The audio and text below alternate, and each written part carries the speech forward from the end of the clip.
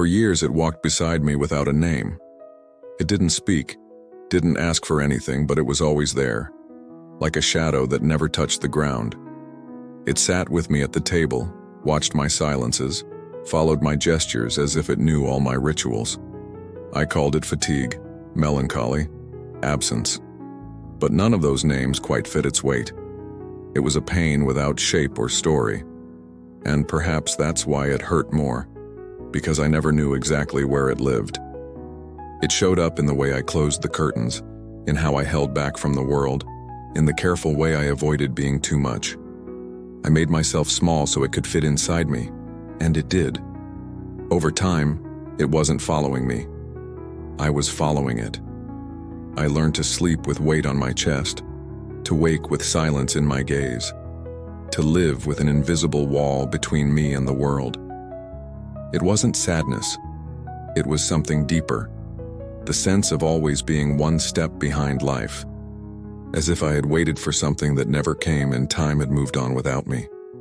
There were moments I almost forgot it, when the light touched the window just so, or when someone held me gently without knowing why. But even then, it never left. It only curled into itself, waiting for quiet. It was patient. It never interrupted. It just stayed, and that's why it remained. There was a drawer I never opened. It lived at the bottom of an old cabinet passed down from my grandmother, heavy with the scent of damp wood and time. It was shallow, but inside it I kept everything I didn't have words for.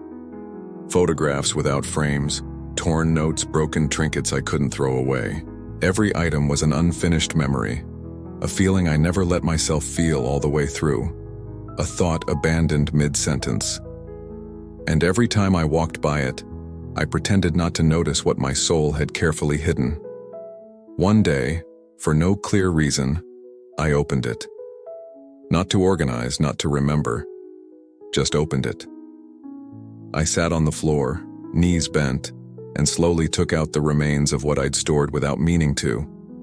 A stone I had picked up on a hard day, a dried leaf with the name of someone who left, a bracelet that no longer fit, not because it was tight but because it hurt to wear.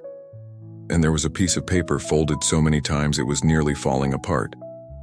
Inside, in my own handwriting, "I'm trying." And for the first time, I believed it. The pain that walked beside me never shouted, because it knew it wouldn't be heard. It just sat quietly each time I ignored those small attempts at truth. And that afternoon, surrounded by objects without value and words I never said, I realized it didn't want to be driven out. It wanted to be seen. That was all. To be seen. And maybe, gently, touched. Some pain doesn't live in memory. It lives in the body. It settles in the skin, the muscles, the breath. I couldn't recall when it started or why, but I carried it anyway, carried. My shoulders always heavy, not from effort. My jaw tight for no reason. A lump in my throat on days that looked fine. My body spoke, but I was slow to listen. It was as if each part of me had silently agreed to carry what I couldn't face. And so for years, life hurt, but I called it routine. One ordinary afternoon, my body surrendered. No collapse, no fever, no scream, just a pause. I sat at the edge of the bed and cried, not from sadness, from release. A cry that came from somewhere between my ribs, too deep to name. And in that cry, I realized I wasn't letting go of the pain. It was letting go of me, as if whispering, "You can go now." And for once, I didn't resist. I became water. Something changed after that, though I kept living the same life, same tasks, same people. But there was more space between my movements. A quiet lightness, not joy, not healing, just the absence of fight. The pain didn't leave like thunder.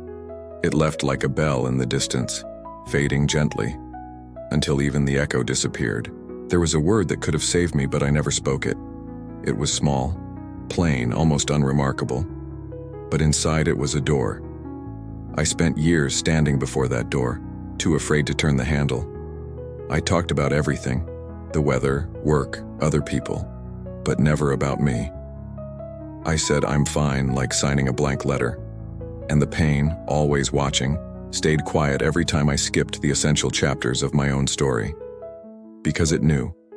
What we don't say, we store. The word was enough.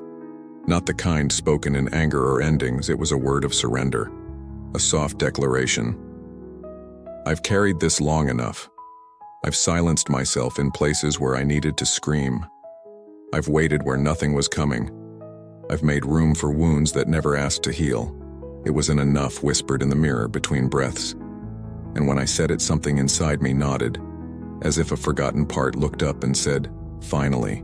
After that, I began speaking to myself differently, gently, slowly. I told myself small truths, fears without names, joys without witnesses.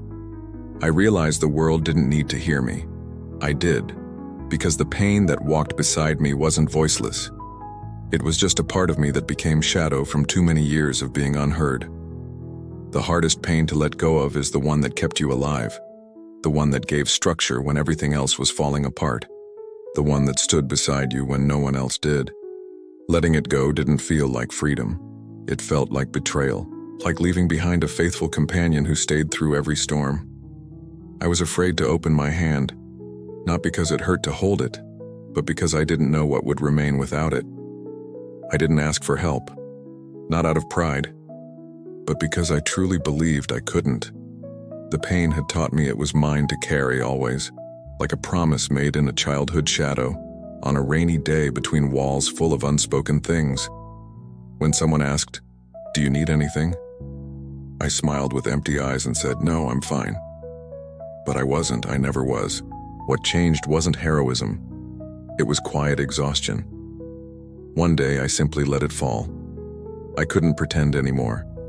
Couldn't keep wearing masks that had already fused to my face. I sat, breathed, and let someone see me, truly see me, without armor. I didn't need to explain, I didn't need to be strong, I was seen. And in that I understood. The pain was never part of me. It was everything I couldn't share. And now, finally, I had been shared. When the pain left, there was no relief at first, just strangeness. It felt like an empty chair in the corner of a room where someone used to sit every night. I looked at that space inside me and didn't know how to fill it. I didn't know how to be in it. I had shaped my life around the outline of pain, and now, without it, I had no shape. It wasn't peace. It was a silence too vast to measure. But I began to notice small things. The way wind entered the room. The sound of my breath at midnight, water on my hands, none of it was new, but I was there for it now. Because the pain, even in its silence, had always taken up space. And space, I learned, can hurt at first, but it's where new things begin to grow. With time, I returned to myself. Not urgently, not with plans, just with wonder. I rediscovered writing with no reason, walking without purpose, listening to songs that touched something nameless. And in that slow, unnamed unfolding, I realized I wasn't what the pain had made of me. I was what remained after it left. And what remained was still whole. There was no farewell. The pain left as it came, without noise, without warning, without promise. It simply withdrew. And in the space where it had once lived, a new kind of silence remained. Not the silence of weight, but of room. A silence that didn't press or darken. It just was. And in that silence, I learned to listen again. To myself. As if finding an old instrument and remembering the sound of my own presence. There was a rhythm there, soft, patient. Not joy, not full healing. Just a quiet return. I began sitting in the same corner where I used to hide my pain. But now I sat by choice. I lit a small candle, the kind that barely lights a room but warms the heart. And I stayed, breathing, remembering that existing can be gentle too. The pain didn't come back. But if it does one day, I know it won't need a room. Just a chair. Because now, I have a home. The pain that walked beside me in silence wasn't a curse. It was a long-held request to be heard. And I listened, not with ears, but with time. I listened with the days I lived half present, with the gestures I repeated from fear, with the eyes that didn't look away when I finally saw myself. That's why it could go. It was never about driving it out. It was about welcoming it until it no longer needed to stay. And the phrase that remains when all else is quiet: pain only stays when it has no place to rest. If you too walk with something that has no name, return here when you're ready to sit and listen in silence.